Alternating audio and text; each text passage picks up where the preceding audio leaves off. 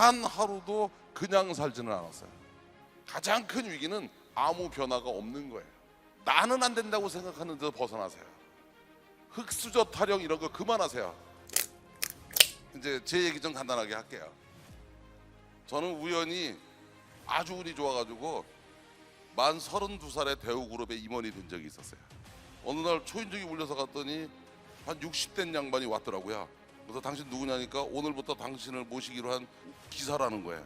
그래가지고서는 갔더니 이게 리얼 상황이더라고요.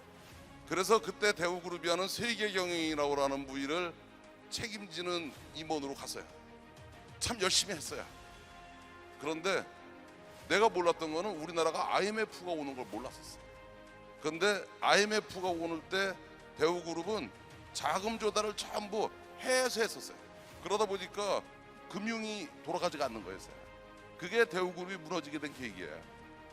그러고 나니까 누군가는 뭐 경영 책임을 져야 될 것 같아서 제일 먼저 사표 쓰고 나온 게 나중에 보니까 저더라고요. 그게 내 나이 45이었습니다. 그래서 45에 이제 정년 퇴임을 한 거예요. 그래서 이제 취직을 하려고 했더니 그 당시에 워낙 분위기가 안 좋아서 취직이 안 되더라고요. 그래서 이제 2000년 1월 1일 날 이제 백수가 됐는데 여러 사람들이 뭐 전화가 오는데 특히 처갓집 식구들이 전화를 많이 해주더라고요. 뭐 할 거냐고 물어보더라고요. 그래서 하여튼 생각이 있다고 그랬더니 그거 한 나흘 당했더니 할 수 없이 나도 사업해야 되겠다고 얘기가 나오더라고요. 5천만 원 가지고 회사를 차렸어요. 그게 우리 그룹의 지주회사입니다. 근데 뭐를 하려고 차린 게 아니라 일단 차린 거예요. 뭘 하려고 회사를 차린 게 아니라 그냥 차린 거예요. 그래서 출근을 딱 하면 오전 회의를 시작하는데 회의 주제가 오늘 점심 메뉴예요. 이거 보름 당하고 났더니 돌겠더라고요. 그런데 제 안에는 또 맨날 당신만 믿어 그렇게 하고 그때 최고로 무서운 건 은행 문 여는 거였어요. 맨날 줄 돈은 없는데 돈 달라는 사람만 있는 거예요. 그때마다 사실은 놓고 싶은 생각이 많았어요. 포기하고 싶은 생각이 많았어요. 그때마다 나는 생각이 딱 하나야. 오케이, 어제 됐으니까 오늘 하루만 더 살아보자. 그 다음에 내일은 오늘도 살았으니까 내일 하루 더 살자. 그때 그러다 보니까 어느 날 그런 생각이 듭니다. 가만히 보니까 포기하는 게 제일 쉬운 거야. 근데 포기하는 것 중에 제일 좋은 게 자살하면 되는 거더라고. 할 수 있는 게 없더라고. 마누라를 보고서는 그동안 미안했더라고. 그래서 미안하다고 그랬어요. 고마워서 고맙다고 그랬어요.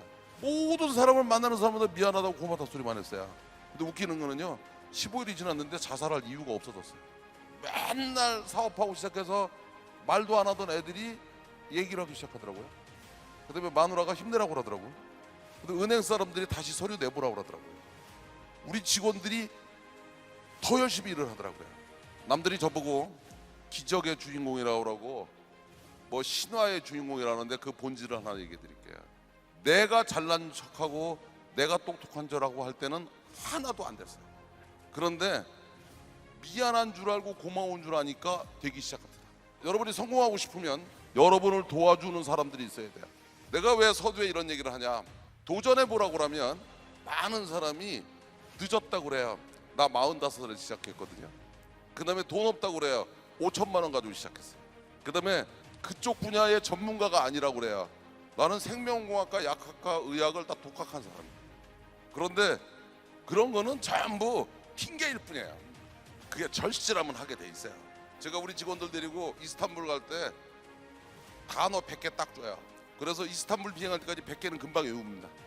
그리고 이스탄불 공항에 딱 도착하면 영어하고 한국말 쓰지 마. 100개면은요 먹고 사는데 터키에서 전혀 지장이 없어요. 그리고 일주일쯤 있으면 단어 500개 외우거든요.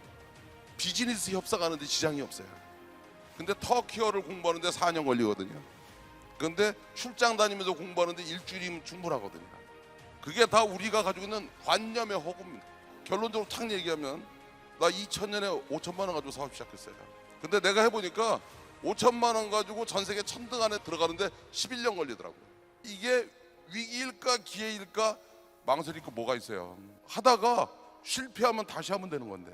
그래서 사업한 지 딱 17년 지났어요. 전 세계 제약업계에서 셀트리라는 회사를 모르는 회사는 없습니다. 나는 이제 와서 가만히 생각해 보면 내가 성공하게 된 가장 큰 이유는 딱 뭐냐, 이게 안 되니까 사업 시작하는 거예요. 그 다음에 처음에는 왜 죽을증살증 일어나느냐, 안 망하려고 하는 거예요. 망하면 큰일 나니까. 단계를 넘었으면 돈 벌으려고 하는 거예요. 그 다음에 이제는 가급적이면 좀 더 큰 꿈을 꾸리려고 그래요. 그 다음에는 이제 뭐를 하기 시작하냐면 어려운 사람이 눈에 보이기 시작해요. 요새는 내가 어떤 생각하게 드냐, 이제 제 나이가 이제 올해 진갑이 되니까 62이에요. 후배들한테 짐이 되기 전에 떠나야겠죠. 그래서 요새는 하루하루를 더 열심히 일을 해요. 그래서 제일 듣기 싫은 말이 뭐 수저 타령하는 거예요.